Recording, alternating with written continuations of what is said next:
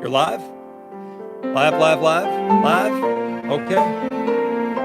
Want your timer down there? You're listening to azradio.live's production of our MultiSport Mojo podcast featuring Steve Harper and Captain Kurt Taylor. You can hear the MultiSport Mojo wherever you get your podcasts. And now, without any further ado, here's Steve Harper and Kurt Taylor.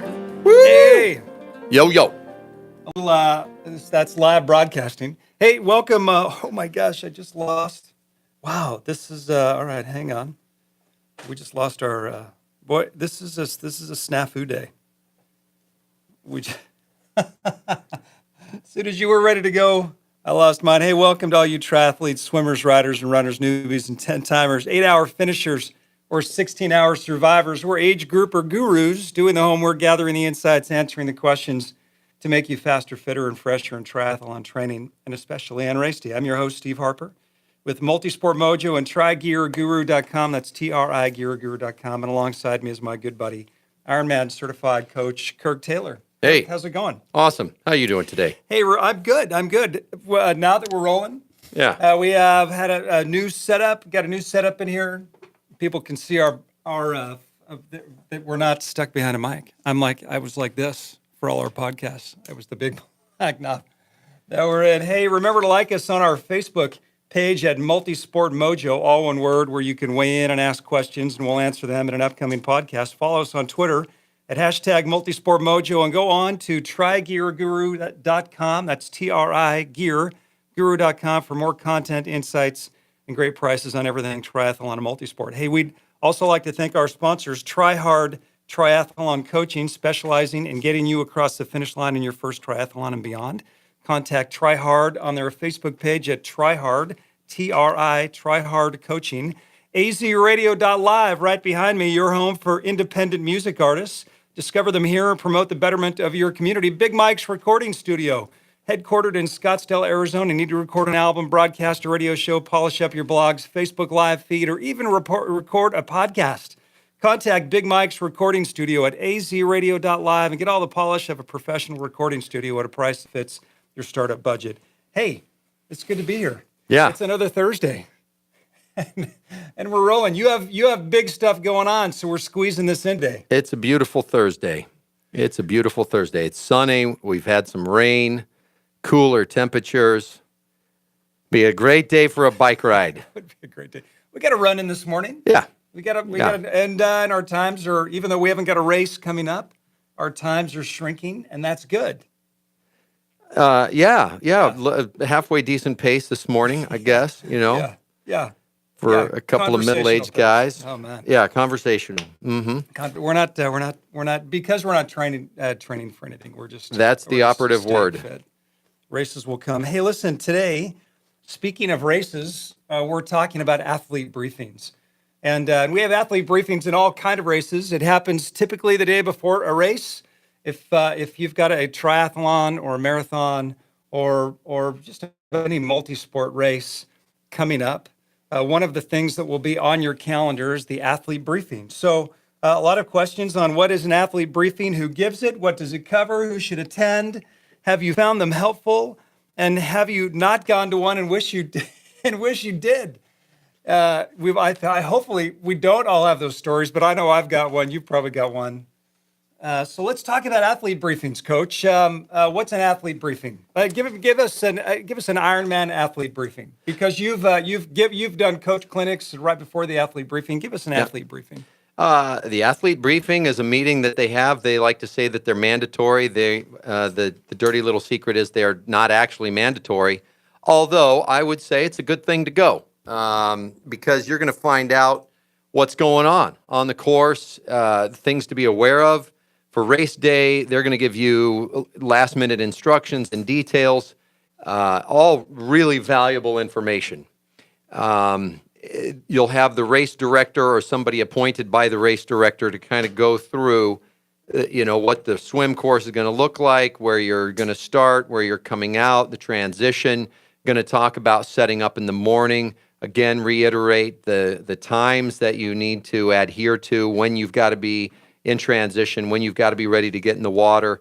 Just really kind of an overview of the entire day in fairly minute detail. Yeah. Right? It's okay, this is the time for this is your cutoff here, and this is how we're doing the start, and it's waves or age groups or whatever the case may be.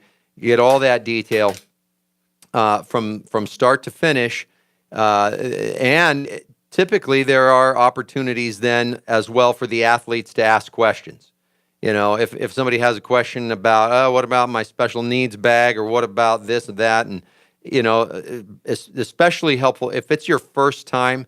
You absolutely don't want to miss the athlete briefing. Yeah. Yeah. Now, what if it's my 10th time?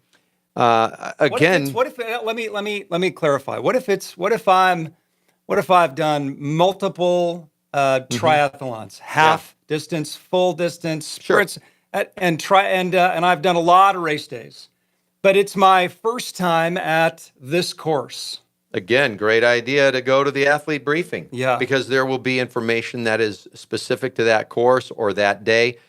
Just because it's an Ironman branded race does not necessarily mean that all of the factors and the schedule and the starts are going to be the same from one race to another. And obviously we know that the course is not going to be the same. And so there are certain, details regarding the course that you're going to want to know. Yeah. Yeah.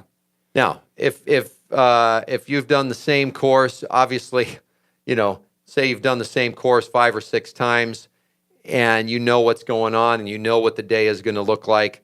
All right, maybe you don't want to sit there for a 90-minute athlete briefing, or you don't want to spend an hour of your day before the race. But look, you got to take your bike to transition anyway. So if you've got the time, definitely can be worthwhile to take that briefing in. Yeah, I'll tell you what, when I get to race week, I've got a pretty OCD way that I approach my schedule. And the day before is all geared around attending one of the athlete briefings, attending an athlete briefing and then racking my bike and going to an athlete briefing. I want to make sure that I know on the schedule, and for any race that you're doing, your race, the schedule of events is going to be posted. So for an Ironman branded triathlon event, that schedule is in minute detail, and they won't just have one athlete briefing. They'll have multiple athlete briefings. If it's a half Ironman distance, it'll be the day before the race. If it's a full Ironman distance,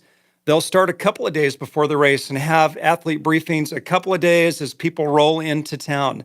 In fact, for a full, I've gone twice. When I did Santa Rosa, I went twice. On the half distances, I typically like to go once. But you never know what you're going to hear, even if you've done a course. I know we've done the St. George half Ironman multiple times. Yeah. And the last time that we did it, weather was rolling in, and we thought, well, this would be good to go to. Even though there's a hitch, we got stuff to do. We want to go rest. We've got the bike racked. We got transition set. Let's just go back and kick our feet up. I don't want to stand or try and find a shady spot for an hour and listen to things that I already know. And I think that could be further from the truth. I think that's the best hour spent, aside from racking your bike and getting transition and getting some rest, that you can spend that day. Case in point, when we were at the last St. George race that we did, weather was rolling in, and we went to the athlete briefing, and they made a bit of an announcement. As we were in transition racking the bikes, we noticed going in and out that the road had just been repaved, and they had a new chip seal on it. And we were commenting, oh man, this is it almost looked like shards of glass had been strewn along the first 5, 6, 7 miles coming out of transition on the bike. And we were headed to the athlete briefing, talking amongst ourselves, you and I and another buddy that was with us, Scott, saying, boy, if they don't address this in the athlete briefing, we're asking about it, because this is trouble. Sure enough, we got through the swim portion of the athlete briefing, and as soon as they got into the bike portion, the race director said, okay, listen, we know if you've been out to transition, we know you've got some questions. The race course has a new chip seal on it, and we're aware of that. There was this thing with the city, and it kind of went through an explanation of what was going on.